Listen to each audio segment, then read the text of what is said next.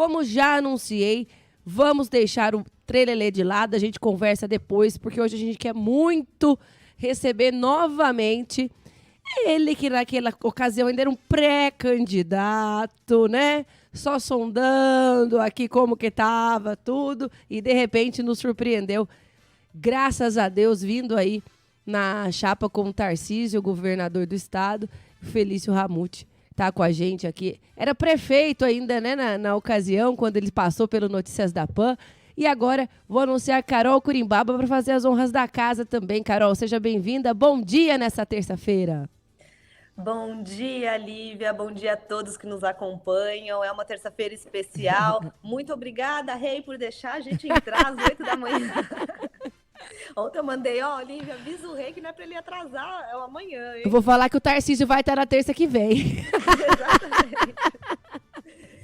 Olha, eu queria agradecer muito aqui a presença do Felício Ramute, que já nos concedeu uma entrevista aqui, como a Lívia disse, né, no ano passado. E a gente está aqui para colocar ordem na casa, né? 6 meses de governo, a gente tem um monte de dúvida, Felício. Eu tive a ousadia de jogar nos meus stories. E aí, pessoal, o que vocês querem que eu pergunte para o Felício? 150 mensagens, no mínimo. Então, quero te agradecer de coração. Muito bem-vindo aqui ao Notícias da PAN. Bom dia, Lívia. Bom dia, Carol. Deixa eu ver se eu estou entendendo. Vocês estão comemorando que vocês estão entrando mais cedo, é isso? No horário, no horário. Olha, isso devia ser exemplo, viu? Exemplo para muita gente. Olha só, as duas comemorando. O Rei, por favor, hein? Elas querem trabalhar mais. Deixa aqui mais cedo. Facilita a vida das meninas aí. Um prazer estar com você, Lívia, Carol. Falar um pouquinho sobre o estado de São Paulo, sobre a região. Estou à disposição. Prazer. Muito obrigada, Felício. E olha, eu quero já começar perguntando no que é o principal, Felício. Eu acho que assim, a gente geralmente pergunta em coisas que parecem ser mais emergenciais, né? Como segurança, saúde, que são. A gente vai fazer perguntas sobre esses temas, mas se a gente não mexer na base, na educação, a gente sabe que não vai ter nada no futuro, né? Então a educação é tudo. O foco, Felício, da gestão anterior foi de aumento das escolas em ensino integral, né? Parece que foram de 200 para mais de 2.300 escolas em ensino integral, que é muito importante porque você tira a criança e o jovem da rua, né? E tem mais tempo de exposição ali para cuidar delas. E eu me lembro de uma entrevista, logo no início do governo de vocês, do atual secretário de Educação, dizendo que o foco desse governo agora é melhorar as condições dessas escolas, né? Que já estão em ensino integral e das demais.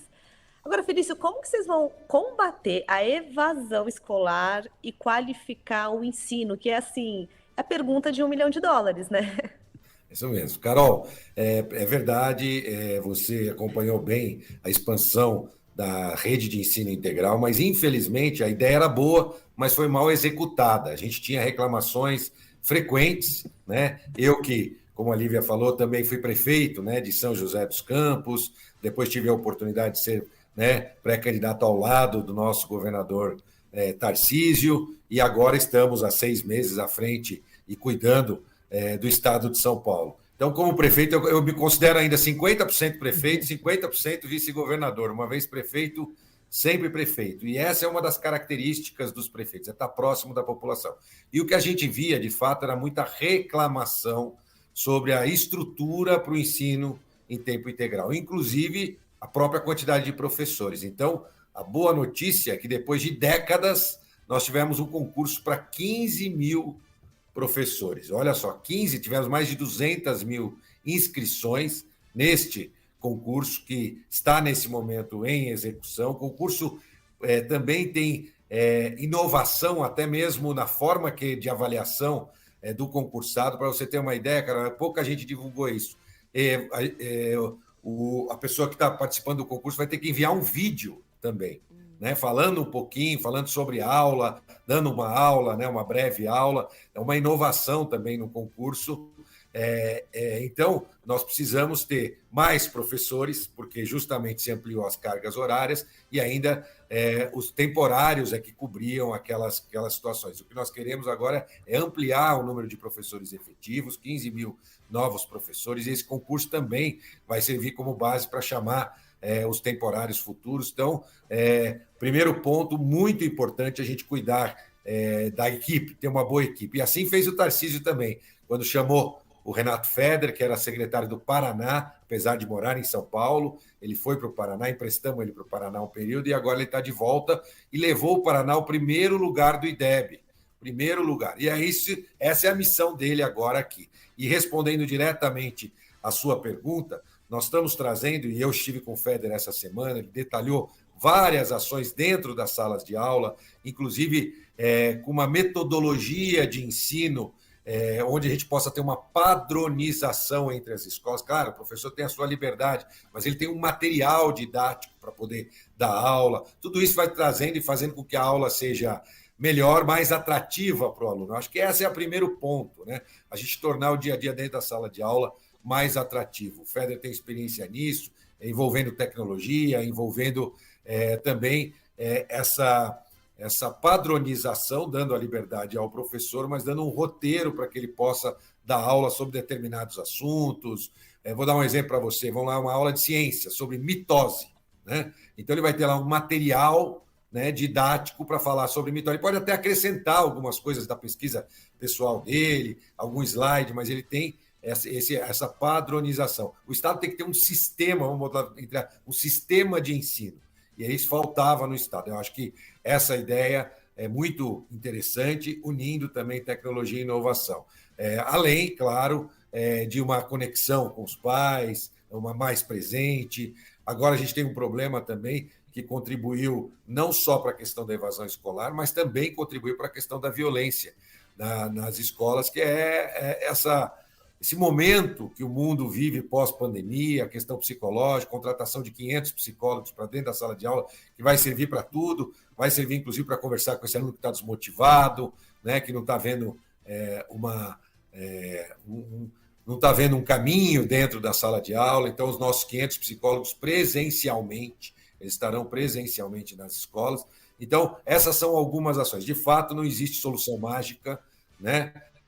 A gente vai buscando soluções que já deram certo em outros lugares do mundo, e o Feder tem experiência para isso, é muito competente, tem uma equipe que está implementando uma série de ações com esse objetivo para que a gente possa elevar. A meta é, de novo, fazer com que o Estado de São Paulo possa estar em primeiro lugar no IDEB. Para quem não sabe o que é IDEB, é o índice que mede, né, a proficiência, o que os nossos alunos aprenderam dentro da sala de aula.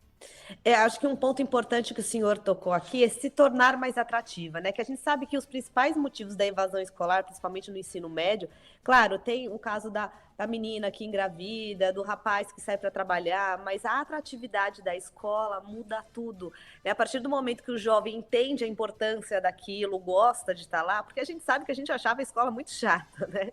E vem mudando o modelo de ensino. Isso é extremamente importante, principalmente para aquela população que precisa trabalhar, precisa ver um significado rápido naquilo, né, imediato. Então, muito legal fazendo isso. Aproveitando seu gancho, né, que eu já tinha esquecido de mais um ponto importante nessa atratividade, o ensino profissionalizante. Começa agora, nesse semestre, o jovem do primeiro ano já vai poder optar, e vão ser 7 ou 8 áreas. É claro que conforme a região, a gente vai ver a vocação de cada região para oferecer ensino profissionalizante, e ele vai poder optar por aquilo que ele deseja. Ele vai fazer essa opção, administração, TI, agro, ele vai fazer uma série, ele vai fazer a sua opção e vai poder também ter o ensino profissionalizante, que aproxima mais ele do dia a dia. Às vezes ele está dentro da sala de aula e fala, não, eu estou aprendendo isso aqui para quê? Né? E aí a ideia do ensino profissionalizante é isso, e depois o próximo passo, que é ele conseguir um emprego. E aí nós temos uma outra ação, que foi o Jovem Aprendiz Paulista, onde nós pagamos uma bolsa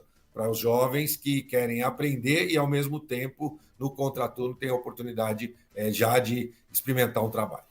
Isso é essencial, né, Felício? Porque aí você não dá tempo do jovem sair da escola e ficar perdido, né? Você já pega aquele cara e já manda direto para o mercado de trabalho e já engata, né? E isso, inclusive, a gente sabe que diminui muito os índices de problemas na segurança pública, né, Felício? Eu acho que essa é uma área que todo mundo pergunta muito, aí bem crucial, e que o senhor tem um trabalho muito bem feito em São José dos Campos, principalmente relacionado a drogas, né? E é também uma área que o senhor está focando agora. O senhor é responsável, né, pela Cracolândia e tem um histórico aí em São José. Como que nós vamos conseguir reduzir esse problema na cidade de São Paulo, não só o das drogas, mas lembrando também, eu falando com alguns amigos meus, delegados, eles me passaram que os índices criminais são grandes também porque a gente não tem muita investigação, né? Falta polícia civil aí no mercado para suprir toda a demanda do Estado, apesar de ser um Estado que tem um efetivo grande aí de policiais, mas falta ainda. Então, drogas, polícia civil, como que a gente vai, pelo menos, melhorar esse problema? Então vamos falar também de segurança e as ações já realizadas, né? A ideia é não ficar falando de coisas, vamos fazer, não, coisas que nós Exatamente. já fizemos, né? Pela primeira vez em 6 meses, um governo oferece um aumento para as forças de segurança bastante expressivo. Então, até 34% de aumento, conforme, né, a função ou a patente, tanto para a Polícia Militar, Polícia Civil, Polícia Científica. Era um compromisso do governador Tarcísio e ele cumpre o seu compromisso como primeiro passo. Nós ainda ao longo do mandato teremos outras oportunidades de mostrar como nós damos a importância e valorizamos as forças de segurança. Então, tivemos esse aumento, que era uma resposta que esses profissionais estavam precisando. Há muitos anos foram, vamos dizer, deixados de lado. Depois, o aumento do efetivo. Nós já chamamos 1.100 policiais militares do concurso, já autorizamos 2.700. É a mesma coisa na Polícia Civil. Já autorizamos um novo concurso para a Polícia Civil para complementar, né, em homens e mulheres as forças de segurança. Vale lembrar, no passado nós tínhamos um número ainda maior, mas a segurança pública também mudou a sua forma de ser feita. Nós não vamos ter a expectativa lá, vamos voltar àquele número antigo. Hoje se faz comunicação de uma forma diferente, a indústria é feita de forma diferente, você tem que unir tecnologia, você tem que unir inteligência para poder prestar o melhor serviço de segurança. E é por isso que nós vamos também investir nisso. As câmeras da Muralha Paulista, é a muralha eletrônica em São José dos Campos, como prefeito a gente teve a oportunidade de implementar um número expressivo de câmeras e a criminalidade melhorou, né, ou caiu os índices criminais em todas as áreas. E os resultados aparecem. Agora a Muralha Paulista vai ser implementada nas cidades do estado de São Paulo. Então, o estado de São Paulo terá a Muralha Paulista, que são câmeras para ler as placas dos veículos, para a gente poder fazer o acompanhamento numa central de controle única do estado. Então, muito importante esse trabalho da Muralha Paulista. E voltando um pouquinho aí especificamente para São Paulo, e uma das nossas missões, né, que o governador Tarcísio me incumbiu logo no início da gestão, que é a questão da região central da cidade de São Paulo e as cenas abertas de uso conhecida por todos como Cracolândia, né? Ali já existe um resultado expressivo de quedas de furtos e roubos na região central. É claro, hoje com o celular, às vezes o trabalho e o esforço de centenas de homens que agora estão na região central, às vezes uma imagem que choca as pessoas, às vezes é um bandido agredindo, né, uma vítima, acaba dando a impressão de que aquilo está acontecendo em todo o centro. O centro, posso dizer, que avançou muito na questão de segurança, mas está muito aquém do que nós queremos ainda também. Isso posso dizer, ser com tranquilidade. Então, nós vamos ampliar ainda as atuações na região central. E você falou sobre a questão da investigação, mas tem um outro ponto muito importante que eu vejo muito na região central. Eu converso com os consegues, com os empresários, com a população que mora ali na região central da cidade de São Paulo, recebo-os com frequência, visito a região e, às vezes, eles têm aquela sensação de impunidade ou de falta de ação da polícia. Eles me apontam e falam: Felício, ali naquela esquina tem um receptador de celular roubado e ele está lá, todo mundo sabe que é ali que é a receptação do celular roubado e ninguém faz nada. O que eles não sabem é que aquele receptador já foi preso 10, 12 vezes e solto nas audiências de custódia. Quando você apreende a pessoa em flagrante, e aí ele vai para uma audiência de custódia, e como é um crime de menor potencial ofensivo, ou seja, que não lida com a vida das pessoas, ele acaba saindo por determinação da justiça. Isso atrapalha muito o trabalho dos policiais e dá essa sensação na população de que nada é feito, de que a polícia militar está envolvida, que pode existir algum tipo de corrupção, e, na verdade, ele tem uma ficha corrida gigantesca. O que nós estamos mudando também? Não adianta só reclamar, temos que fazer um convênio com o Tribunal de Justiça, e para aqueles que tiverem reincidência de crimes, né, isso deve acontecer, se Deus quiser, até o final desse mês, para aqueles que tiverem reincidência, como esse caso que eu citei, o juiz tem a opção de fazer com que ele saia, ainda que saia, com uma tornozeleira eletrônica. Isso vai monitorá-lo e já ajuda, porque a gente vai poder ter um monitoramento dessa pessoa. É claro que nenhum bandido quer ser monitorado, e a gente sabe que isso vai acabar prejudicando a atividade ilegal que ele costuma fazer. Então, são uma série de ações. Os indicadores de segurança do Estado melhoraram. Nosso secretário Derrite, pela primeira vez também, Carol e Lívia, e a você que está nos acompanhando, nós temos, nos últimos 30 anos, nós não tínhamos um policial militar à frente da Secretaria de Segurança Pública. Hoje, nós temos um policial militar e um policial civil.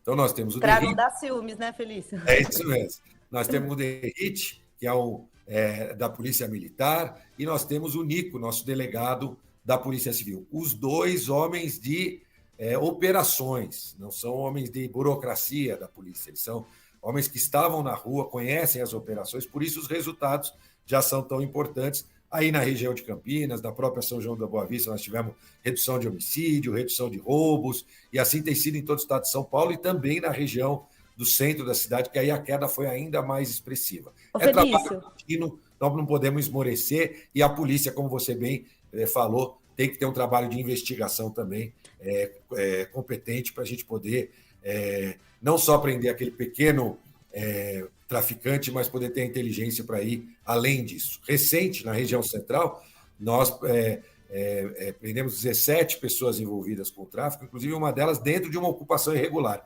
Era coordenadora de uma ocupação de sem-tetos, né? E a gente teve a investigação, apurou que ela estava envolvida e também foi presa nessa operação. Eu cheguei a trabalhar um tempo na COED, que é da Secretaria de Desenvolvimento Econômico e Social, e que lida justamente com os dependentes químicos, mas lida mais da perspectiva social, de acolhimento, né? E lá, fazendo um trabalho em conjunto com a equipe, que a gente queria, de fato, entender o porquê que a coisa não anda, a gente não consegue resolver. Um ponto muito importante é que, assim, é um conjunto de ações para resolver a questão da dependência química, né? É o acolhimento social, mas é também uma questão de saúde pública e de segurança pública. Só que essas três vertentes, que são essenciais no combate, não se conversam. Um sistema não se conversa com outro, ou seja, um dependente químico que passa pela Secretaria de Desenvolvimento Social não é reconhecido de saúde. Isso é chocante, né? Como que a gente vai lidar com aquele ser humano, né, que precisa de um atendimento especial, se ninguém sabe o que aconteceu, quantas vezes ele passou, né? Tem toda a razão, você foi exatamente no ponto onde muito trabalho já foi realizado e muito dinheiro desperdiçado, né? Porque o trabalho acontecia de forma desconectada, né? Um não sabia de fato o que estava acontecendo. Na região central, a gente já começa a ver resultados completamente diferentes. Nós criamos o Hub de Cuidado com crack e outras drogas. O Hub é um equipamento novo, uma nova metodologia, inclusive que está sendo acompanhado cientificamente pela Unifesp, porque ao longo deste ano nós vamos fazer todo o acompanhamento científico e quando for comprovado que, de fato, ele traz resultados muito positivos, ele vai poder ser expandido para todo o estado de São Paulo, regionalmente. Em cada região, nós vamos poder ter um hub de cuidado com crack e outras drogas. E o que ele faz de tão diferente, o hub de cuidado com crack e outras drogas? Primeiro, é uma porta de entrada, uma grande porta de entrada. Antes, a região central ali não sabia como levar uma pessoa que às vezes estava implorando por uma internação e ele não tinha onde procurar. Hoje é o hub de cuidado e crack e outras drogas. Ali ele é recebido, seja quando ele vai voluntariamente ou quando ele é abordado. É mais uma característica. Nós temos as equipes de abordagem com especialistas em dependência química. Eles vão até as cenas de uso, a Cracolândia, como todos conhecem, e ali eles fazem o convencimento para levar essas pessoas para fazer o seu tratamento. Chegando lá no Hub, todos os exames são feitos de doenças sexualmente transmissíveis, tuberculose, todos os exames são feitos e é oferecido a ele, de acordo com o seu diagnóstico, uma ampla linha de cuidados. Não é uma solução para um tipo de pessoa, mas várias soluções para ver aquela que se adapta e adequa melhor à situação que aquele dependente químico está naquele momento. E aí é oferecido acolhimento em comunidade terapêutica, internação para desintoxicação em hospitais gerais e hospitais especializados, o atendimento através do CAPS, os grupos de mútua ajuda, Amor Exigente, Narcóticos Anônimos, uma série de atendimentos de acordo com a característica. E aí vem a terceira parte importantíssima, que é o acompanhamento da linha de cuidados. É assim que a gente chama. Então, aquela pessoa que foi atendida, aquele usuário encaminhado para uma comunidade terapêutica, ele vai ser acompanhado ali pelo nosso sistema do Hub, porque ele pode ir até o fim com o seu tratamento e vai precisar de uma porta de saída.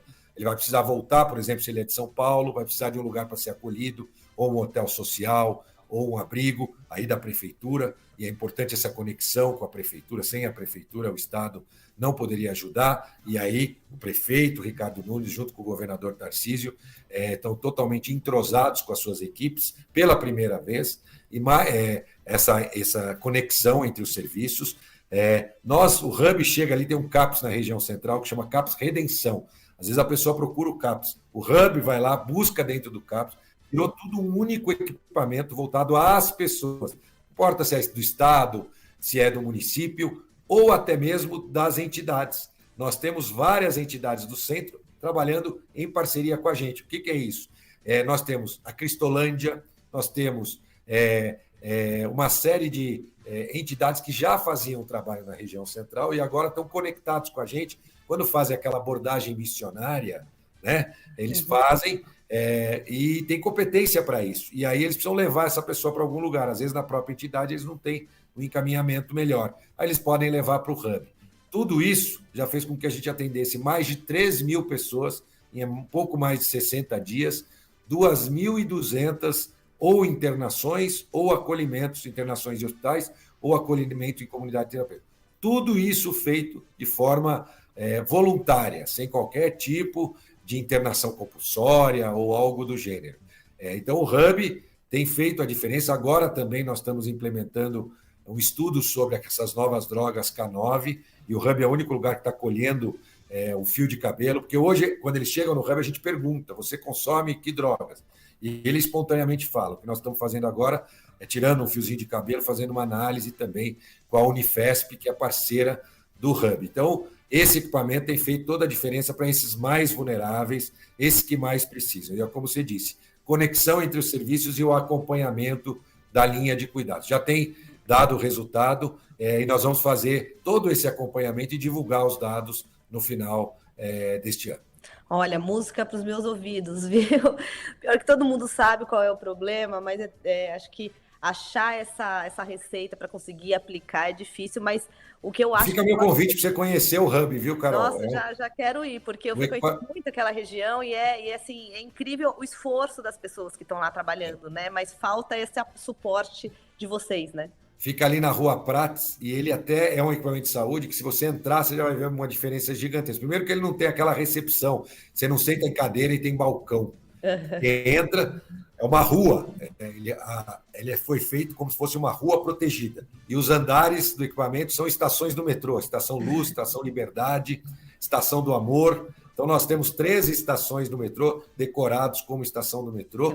E a pessoa é atendida não num balcão. Os próprios agentes de abordagem abordam essa pessoa pessoalmente e aí sentam com ele numa mesa redonda, jogos, conversa, equipe multidisciplinar. É um equipamento completamente diferente, tenho certeza que vai servir de modelo, vai ser case para o mundo. Sem dúvida. Eu quero pular para a economia, mas só uma dúvida que eu tenho, e é dúvida mesmo. Quando a gente vai lá, a gente vê pessoas realmente em estados deploráveis, assim, e acaba até pensando que você colocar elas num tratamento de forma compulsória faz sentido. Eu não sei se é permitido por lei, não é? Você falou que hoje não é feito dessa forma, né? Existe essa teoria, ou vocês estão esperando para ver se funciona sem precisar do compulsório? Não, Carol, o compulsório, primeiro que ele tem que ser determinado pela equipe médica e depois pela justiça, né? Então, é um processo mais longo. A gente entendeu que, ao analisar os dados da pesquisa, tem uma pesquisa que chama LECUCA, feita pela Unifesp, que faz nas cenas abertas de uso. E ali mostrava que 40% daquela população queria um atendimento. Então, nós estamos trabalhando primeiro com esses 40%, né? E ainda tem muito para fazer. E depois, nós vamos atuar naquelas situações mais críticas, e aí sim, com a internação compulsória, pode ser um caminho. Nada vai ser descartado, Mas a gente sabe que tem um grande trabalho pela frente que não leva ainda em conta a questão da internação compulsória. Se a gente conseguir atender esses 40%, já é uma grande coisa, né? 40% para um tratamento, ter os dados em relação a isso, isso vai nos respaldar, inclusive, para amanhã, caso precise de uma internação compulsória, com esses números, a própria justiça entenda o porquê que a gente está numa segunda fase. Então, nada é descartado, todas as opções são consideradas, mas nesse momento não é necessária a internação compulsória. Não, ótimo. Então, agora respondido, vamos dar um twist carpado, vamos para a economia, porque inclusive saiu hoje em capas de jornal, reforma tributária. Felício, por favor, nos ajude. Para colocar todo mundo na mesma página, a nossa tão esperada simplificação dos impostos, né? Juntar tudo num bolo só, formar um imposto só, que é o IVA. Mas aí a gente está juntando impostos federais, estaduais, municipais, tudo numa coisa só, e aí os prefeitos e governadores, com razão, estão com medo de perder a arrecadação, né? E lembrando que essa reforma tributária não vai reduzir a carga tributária, só vai simplificar, mas que já é um bom começo, né? E o governador, ele está movimentando bastante aí, está sendo inclusive líder nesse movimento, para ver como fazer essa reforma sem ter impacto no pacto federativo, né? Ou seja, que os estados não recebam menos impostos. Inclusive, São Paulo é conhecido porque gera muito imposto para o governo federal e recebe muito menos, né? Como que está caminhando essa história? A gente vai conseguir chegar num bem comum aí? Então, eu estou falando com vocês aqui de Brasília. Eu estou aqui em Brasília. O governador deve chegar a Brasília no final da noite, no final da tarde, por volta de 6h30, 7 horas da noite também, num trabalho conjunto. Hoje também aqui em Brasília tem uma manifestação de prefeitos, da Frente Nacional de Prefeitos, em relação à reforma. Primeiro, dizer que o governador, o governo do Estado de São Paulo é a favor da simplificação, acredita que isso é importante desse inferno tributário, né? Eu também venho da iniciativa privada e sei o esforço que o empreendedor faz para conseguir entender, às vezes, as legislações. Às vezes ele é bem intencionado, mas acaba incorrendo em erros por conta da complexidade da questão dos impostos. É quase um convite para errar, né, Felício? Quase um convite, de tão louco. é isso mesmo. Tem toda a razão. E, então, primeiro, nós defendemos a simplificação, primeiro ponto. Segundo, existe uma discussão, e aí você falou sobre a questão do ISS. O ISS é o imposto sobre serviço, né? Você que nos acompanha. Até hoje, o ISS é arrecadado e vai diretamente para os municípios, ou seja, para os prefeitos, para o caixa das prefeituras, para eles poderem utilizar. Não existe nenhuma divisão do imposto sobre serviço com o Estado ou tampouco com o governo federal. O ISS é o imposto do futuro, né? A gente costuma dizer que tudo vai virar serviço. Daqui a pouco você não vai comprar carro, você vai assinar um carro. Aliás, daqui a pouco não, já é assim, né? Já temos essa oportunidade, mas isso deve crescer. Software hoje, para você comprar um sistema, você não compra mais o software, você vai pagando por mês. A hora que você compra uma TV a cabo, né? Você também paga por mês. Tudo vai virando serviço, tudo cada vez mais. Então é um imposto do futuro. Então os prefeitos estão de olho nisso, né? E eles querem que também uma parte ou eles querem ter ainda o ISS como uma grande receita dos municípios. Então, esse é um primeiro ponto. O governador Tarcísio já disse que esse é um ponto que poderia ser alterado nesse primeiro momento que ele defende. O segundo ponto difícil é a centralização. Então, a arrecadação passa toda para o governo federal. Hoje, como é feito? O ICMS. Nós temos um conselho, né, o CONFAS, entre os estados, que define regras. Isso não está previsto. Na verdade, tem muito mais dúvidas em relação a essa reforma tributária que querem apresentar e não estão dando a transparência adequada. Isso gera uma série de dúvidas. Pode estar falando uma coisa com você aqui e amanhã eles apresentarem outra diferente, né? Porque não se dá detalhes, tudo fica para resolver depois com lei complementar, né? Então eles falam, não, vamos fazer a reforma, depois resolvemos esta parte, esta discussão fica para ser resolvida depois em lei complementar. Isso é um risco muito grande. A questão do Estado de São Paulo não é só a queda da receita em si. Claro, nós estamos buscando não fazer com que isso aconteça, mas fazer algo que possa ser justo, resolver distorções. Inclusive, existe um fundo, porque hoje existe uma guerra fiscal, a gente sabe como é que é. São Paulo, inclusive, é prejudicada com isso, né? O governo de Minas levou empresas do Estado de São Paulo por conta de redução de impostos. E existe um fundo que seria de compensação para essas situações. São Paulo hoje participaria desse fundo, mas com um percentual muito pequeno, um fundo de 40 bilhões, 1 bilhão ficaria para São Paulo. A gente entende que parte disso precisava ser maior, por volta de 6, 7 bilhões. O governador também já falou sobre isso, e o governador está determinado a levar sugestões. Veja bem, aqui ninguém está querendo fazer a crítica pela crítica, né? Já foi a época que governo federal e governo estadual tinham brigas até pessoal, um até falando da roupa que o outro usava, né? Aqui é uma questão técnica, lutando por aquilo que a gente entende que é importante para o estado de São Paulo e, claro, para todo o país também. Assim é com o Porto de Santos, que há uma divergência entre o governo federal e o governo estadual. Nós somos a favor da privatização, aliás, não só do Porto, de várias ações, depois posso falar com você, sou o presidente do Comitê de Desestatização, né, do Estado de São Paulo. Então, nós vamos sim discutir, levar os pontos de vista com respeito, com espírito democrático, mas mostrando que a forma que se apresenta pode e deve ser melhorada. E não é só uma missão do governador Tarcísio, existem outros governadores que estão também com muitas dúvidas e querem propor melhorias ou esclarecimentos, vamos dizer assim, em relação a essa reforma tributária. Eu, particularmente, Felício, particularmente, acredito que uma reforma tributária deveria ser antecedida por uma reforma administrativa. Exatamente. Porque nunca se fala de reduzir despesa, né? E aí a gente corre outro risco dessa reforma tributária, ainda aumentar imposto em vez de diminuir e simplificar. Então, são muitas interrogações que precisam ser discutidas para que elas deixem de ser interrogações, possam ser certezas, mas o Estado de São Paulo quer colaborar nessa. E o Tarcísio vem para Brasília, cancelou as agendas em São Paulo e diz que vai ficar aqui. Ele usou o termo acampado, ele está acostumado, já foi para o Haiti, já ficou acampado lá, né? Já foi para a Amazônia, morou na Amazônia. Brasília é muito mais confortável do que o Haiti, do que a Amazônia, e tenho certeza que ele não vai sair daqui enquanto não tiver uma situação mais esclarecedora para poder contribuir com a reforma tributária. Aí faz parte, né, Felício? Faz parte dessa discussão, todo mundo tem que ser ouvido, e a gente fica muito feliz aí com vocês lutando pelo estado de São Paulo. Agora, olha, eu já te aluguei muito, eu vou ter que passar para o estúdio porque a gente tem o Eduardo que quer te fazer pergunta, mas você me falou uma palavrinha que me deu até água na boca, que é privatização. Mas eu vou passar o Eduardo aqui, ele fica à vontade. Edu, por favor, vou desmonopolizar aqui o nosso vice-governador.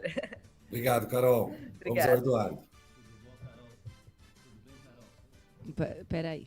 Opa, peraí que o microfone tá... Alô. Ai, agora foi. Tá me ouvindo aí, né? Boa tarde, bom dia, Felício, bom dia, Carol. Obrigado pelo convite, viu, Felício? É uma honra aqui te receber.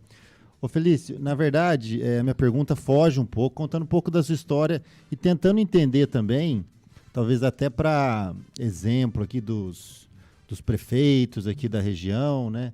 Porque o seu destaque foi muito pela gestão que você fez em São José dos Campos. Tomou um destaque tão grande, né, pela competência, pela aprovação da gestão pela população de São José dos Campos. Durante a pandemia, né? Durante a pandemia também. E eu gosto muito, eu sou muito interessado por essa parte de gestão, né, tanto da parte privada quanto da parte pública, mas sei que a parte pública, os desafios talvez sejam mais burocráticos, leve mais tempo para a gente ter retorno, né? Então, pensando assim, se você pudesse aconselhar prefeitos, né, que tem interesse em ter uma gestão eficiente, uma gestão que tem essa aprovação pela população, que é importante, né, que é sinal que chegou o serviço correto para a população, que teve uma otimização, que teve uma melhoria. Quais que seriam os pontos que você falaria, os pontos chaves que eu fiz na gestão em São José dos Campos e deu certo, foram esses aqui? Como conselho mesmo, para a gente ver se a gente consegue, de alguma maneira, né, propagar esse modelo de boa gestão para várias cidades, né? Eu sei que você pode tentar, de uma maneira também, levar isso para o Estado, né? Tem uma máquina muito maior, mas se pudesse aconselhar aí alguns prefeitos, qual que seriam as viradas de chave que a gente chama, né? Para que essa gestão fosse tão eficiente e tão bem reconhecida? Olha, a primeira colocação é para o eleitor, né? Primeiro para o eleitor, ele tem que saber claramente que não existe político salvador da pátria, né? Se os políticos não atrapalharem, já está bom demais. Se puder ajudar um pouquinho, melhor ainda. Mas, infelizmente, o eleitor ainda busca nos políticos os salvadores da pátria para resolver os seus problemas. O político não vai resolver os seus problemas, né? Ele, se não te atrapalhar, já está bom demais. E a gente pôde ajudar um pouco, né?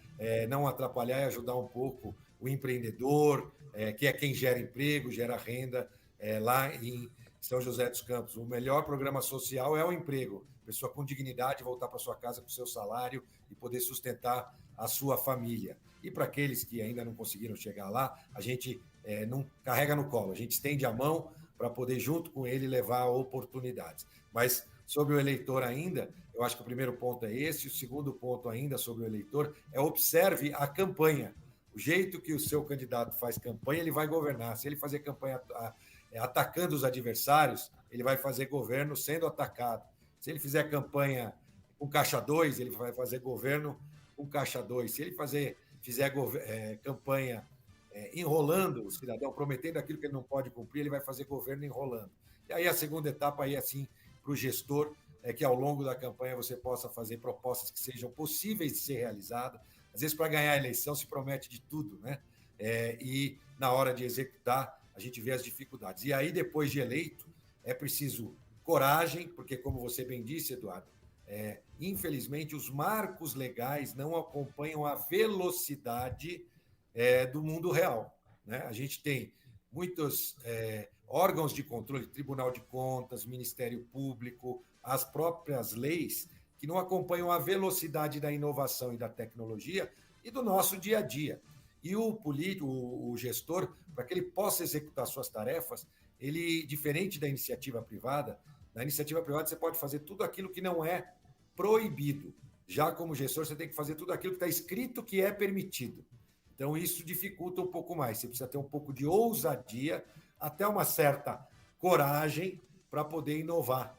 Porque se for se basear nos marcos legais, se você for escutar a sua procuradoria em 110% das vezes, você vai deixar de fazer algo.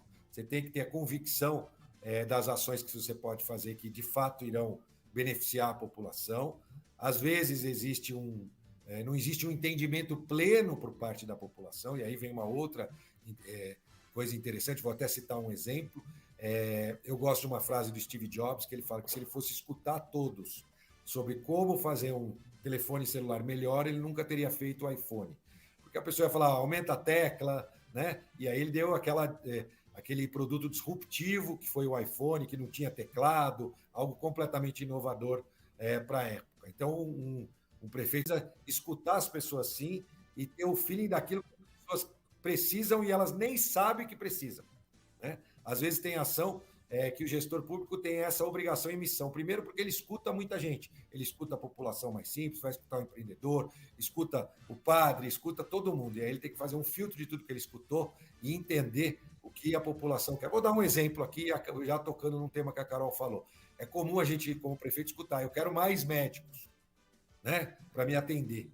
Uma coisa é você ir lá e contratar mais médicos, a outra coisa é você ir lá e terceirizar uma unidade de saúde com uma organização social séria e poder oferecer um melhor serviço para aquela população, com atendimento de mais qualidade e que às vezes até não tem mais médicos do que tinha antes, mas tem mais atendimento, mais qualidade no atendimento e a população fica mais satisfeita com a velocidade que ela passa a ser atendida. Então, um exemplo é você poder escutar e oferecer aquilo que... E eu tenho 2 exemplos interessantes dessa situação. Em São Paulo, para quem conhece a história, eu lembro, em São Paulo, teve a história de um shopping center que chama Shopping Higienópolis.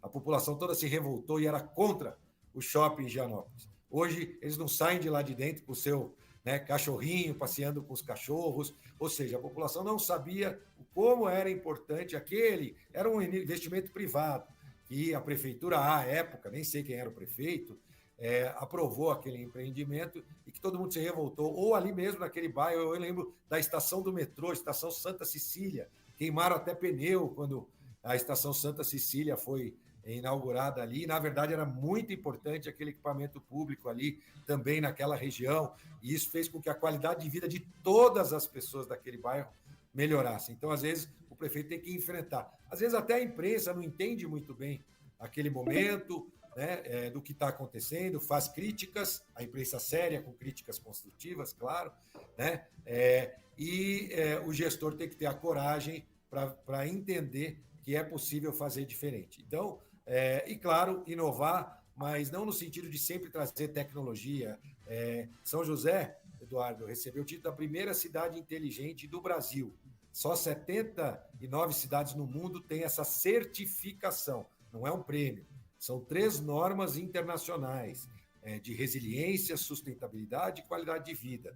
Normas de acordo com a ISO, né? Então, ela recebeu esse título e muita gente me pergunta, mas o que é tecnologia, computador? Eu falei, não, cidade inteligente, para a gente resumir, a gente separa a palavrinha. É a cidade inteligente, cidade que sabe cuidar da sua gente. Não importa se é com tecnologia, com cuidados, com atendimento, o importante é aquela cidade que presta o melhor serviço para a sua gente.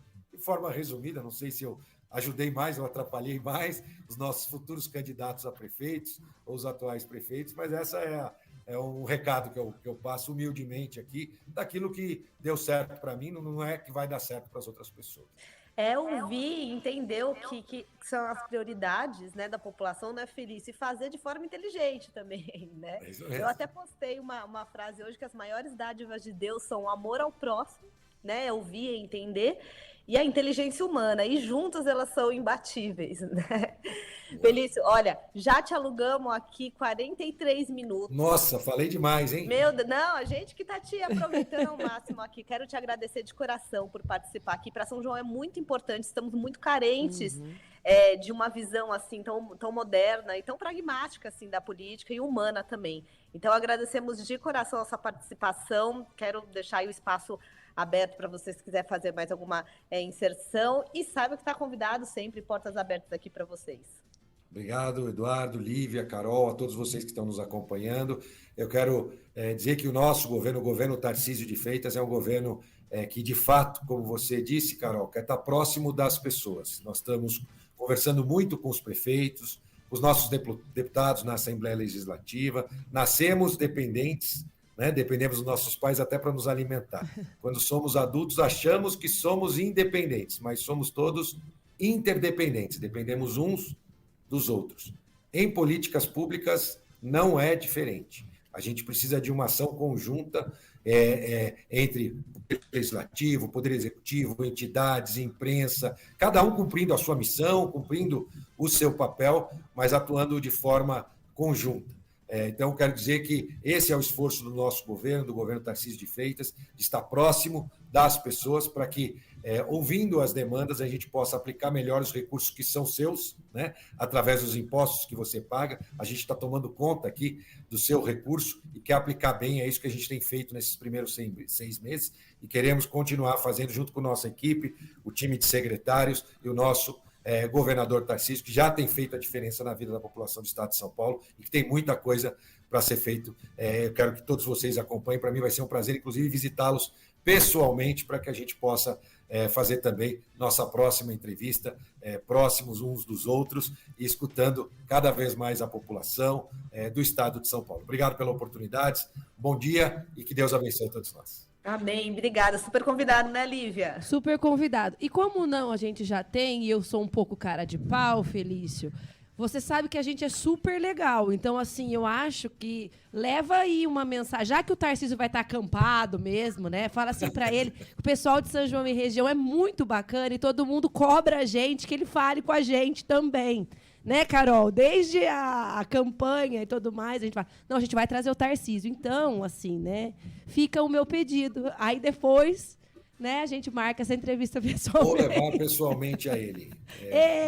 Vem os dois juntos, não vale agora só um, não. Vem os dois juntos para cá. Vou levar a agenda do governador, claro, é uma agenda mais complexa, né, mas pode ter certeza que eu levarei e vou contar a ele que eu estive aqui com vocês e o papo foi muito bom. Obrigada, viu? Obrigada. As portas estão abertas sempre. Tchau, Obrigada, tchau. ótimo dia. Obrigada, pessoal. Ótimo dia. Obrigada, Carol. Até mais.